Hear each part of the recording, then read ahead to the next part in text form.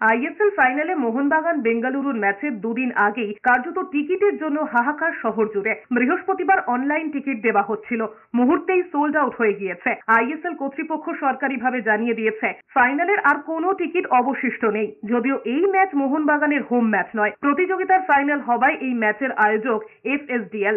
এই ম্যাচে মোহনবাগান বেঙ্গালুরুকে সমান সংখ্যক টিকিট দেওয়া হবে। সদস্যদের টিকিট দিতে আগে ভাগেই এফএসডিএল এর থেকে টিকিট কিনে নিয়েছে মোহনবাগান ক্লাব। বৃহস্পতিবার বিকেলে প্রথম লটের টিকিট অনলাইনে বিক্রি শুরুর 2 ঘন্টার মধ্যেই শেষ হয়ে যায়। তারপরেও বাগান সমর্থকরা আশায় ছিলেন, বেশি টাকা দিয়েও টিকিট নিতে চেয়েও খালি হাতে ফিরতে হয়েছে। শনিবার আইএসএল ম্যাচের ফাইনাল, মুখোমুখি হবে মোহনবাগান বেঙ্গালুরু তথা ভারত অধিনায়ক সুনীল ছেত্রী আর বাংলার ছেলে মোহনবাগান অধিনায়ক শুভাশিস বোসের লড়াই দেখতে মুখিয়ে রয়েছে ফুটবল প্রেমীরা।